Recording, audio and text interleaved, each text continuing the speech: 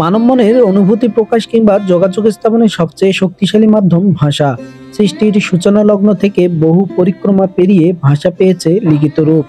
প্রায় 2000 বছর আগে প্রথমবারের মতো কাগজের মাধ্যমে লিখে মনের ভাব প্রকাশের সুযোগ ঘটে মানুষের। তবে আজকের আধুনিক কাগজের সাথে তার পার্থক্য ছিল বিস্তর। মিশরের নীল নদের তীরে জন্মানো প্যাপিরাস গাছের কাণ্ড থেকে উৎপাদিত হতো সে সময়কার কাগজ। তাতে রচিত হতে থাকে অজস্র রাজকীয় ফরমান, আদেশ, কেজকথার খসড়া, যে ধারা আজও বহমান। সূচনা লগ্নে গৃহবাসী মানুষ পাহাড়ে বা গুহায় ছবি এঁকে প্রকাশ করেছে নিজেদের ভাব। ইন্দোনেশিয়ার সুলাওয়েসি দ্বীপে তেমনি সর্বপ্রাচীন গুহা চিত্রটি আঁকা হয় কমপক্ষে 51,200 বছর আগে।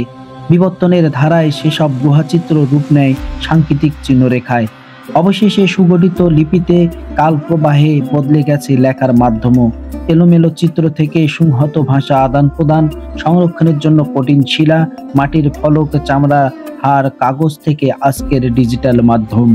হাজার হাজার বছরের সভ্যতার বিবর্তনের ধারক তেমনি 12টি লেখার মাধ্যম নিয়ে সাজানো হয়েছে আজকের তথ্যচিত্র। পাথরের প্রথম লেখার প্রচলন ঘটে মেসোপটেমীয় অঞ্চলে, যা প্রায় 3300 খ্রিস্টপূর্বে। অঞ্চলে সুমেরীয় সভ্যতার ইউনিফর্ম লিপিতে পাথরের খোদিত এই লেখাগুলো সাধারণত আইন, ধর্মীয় নির্দেশিকা বা রাজকীয় ঘোষণা হিসেবেই ব্যবহার করা হতো। মাটির ফলক। খ্রিস্টপূর্ব 3500 থেকে খ্রিস্টপূর্ব 1000 সাল পর্যন্ত মেসোপটেমীয় ও আশেপাশে অঞ্চলে মাটির ফলককে ইউনিফর্ম লিপি লেখা হতো। শুরুতে ইউনিফর্ম লিপি ছিল পিক্টোগ্রাফিক, যার মাধ্যমে প্রতিটি চিহ্ন একটি বস্তু বা ধারণাকে প্রকাশ করত। পরবর্তীতে একটি সিলাবিক স্ক্রিপ্টে পরিণত হয়, যেখানে এক একটি চিহ্ন দ্বারা এক একটি ধ্বনি বোঝানো হতো। ওরাকল বন। আনুমানিক খ্রিস্টপূর্ব 1250 থেকে 1050 সময় পূর্বে চীনের সাং রাজবংশের শাসনকালে পশুর হাড় ও শিঙে ওরাকল বোনস লেখার প্রচলন ঘটে। ওরাকল বোন এর উপর খোদাই করা চিহ্নগুলো ছিল প্রাথমিক চীনা হায়ারোগ্লিফিক্স লিপির নিদর্শন। ওরাকল বোন ব্যবহৃত হতো ধর্মীয় আচার অনুষ্ঠান এবং ভবিষ্যদ্বাণী জানতে। তালপাতা।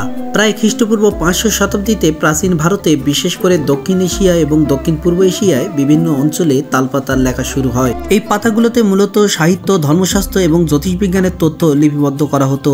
কেরালার একটি খুবই প্রচলিত মাধ্যম ছিল, যেখানে তিব্বতী এবং পালি ভাষায় বৌদ্ধ ধর্মগ্রন্থ লেখা হতো। ভূজপত্র। ভূজপত্র কোনো গাছের পাতা নয়, এটা এক ধরনের গাছের বাকল।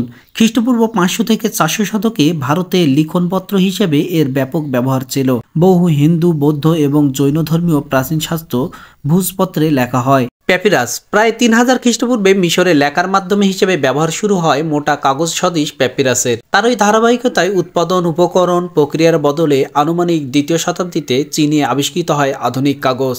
এমনকি পেপার শব্দটিও এসেছে প্যাপিরাস থেকেই।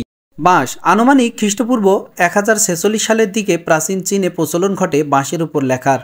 তবে এর ব্যাপক ব্যবহার শুরু হয় খ্রিস্টপূর্ব 3য় শতাব্দীর দিকে। বাঁশের ফালিগুলোকে সরু আকারে কেটে নিয়ে প্রতিটি ফালির উপর কালি দিয়ে লেখা হতো। পরে সেগুলোকে সুতো দিয়ে গেঁথে একটি স্ক্রল বা পাণ্ডুলিপির মতো তৈরি করা হতো। তাম্রফলক বা তামার ফলক। তামার ফলক ব্যবহারের প্রাচীন ইতিহাস বিভিন্ন সভ্যতায় পাওয়া যায়। বিশেষত খ্রিস্টপূর্ব 3য় শতাব্দীর দিকে ভারত উপমহাদেশে রাজকীয় ঘোষণাপত্র বা প্রশংসাপত্র হিসেবে এর ব্যাপক ব্যবহার শুরু হয়। এছাড়াও জমির মালিকানা, আইন, চুক্তি সংক্রান্ত রেকর্ড সংরক্ষণের জন্য তামাক ফলকে লিপিবদ্ধ হতো। খোলস। কচ্ছপ, শামুক ও ঝিনুকের খোলসকে লেখার মাধ্যম হিসেবে ব্যবহারের প্রাথমিক ধারণা পাওয়া যায় প্রাচীন চীন ও মধ্য আমেরিকায়। চীনে খোলসে, বিশেষ করে কচ্ছপের খোলস খোদাই করে আধ্যাত্মিক ও ধর্মীয় উদ্দেশ্য বিভিন্ন চিহ্ন বা চিত্র লেখা হতো। এছাড়া মধ্য আমেরিকায় মায়া ও আজটেক সংস্কৃতিতেও খোলস ব্যবহার হতো। এখানে শামুক ও কচ্ছপের খোলসে ঐতিহাসিক ও আধ্যাত্মিক তথ্য লেখা হতো। রেশমের কাপড়। রেশমের কাপড়ের লেখার প্রচলন হয় প্রাচীন চীনে। খ্রিস্টপূর্ব 500 শতকে ব্যবহার শুরু হলেও ব্যাপকভাবে এর প্রসার ঘটে খ্রিস্টপূর্ব 206 থেকে 220 খ্রিস্টাব্দে হান রাজবংশের সময়। রেশমের উপর দর্শন, ইতিহাস, চিকিৎসাশাস্ত্র এবং ধর্মীয় তত্ত্বকথা লিপিবদ্ধ করা হতো। কাঠ। কাঠের উপর লেখার উপর স্থান, কাল সম্পর্কে সুনির্দিষ্ট কোনো তথ্য পাওয়া যায় না। তবে প্রত্নতাত্ত্বিক প্রমাণের ভিত্তিতে ধারণা করা হয় খ্রিস্টপূর্ব 3000 থেকে 2000 সালের দিকে মেসোপটেমীয় চিহ্ন খোদাই করতে মাটির পাশাপাশি কাঠের ফলক ব্যবহৃত হতো। প্রিয় বন্ধুরা, আজ এই পর্যন্ত। ভালো থাকবেন। খোদা হাফেজ।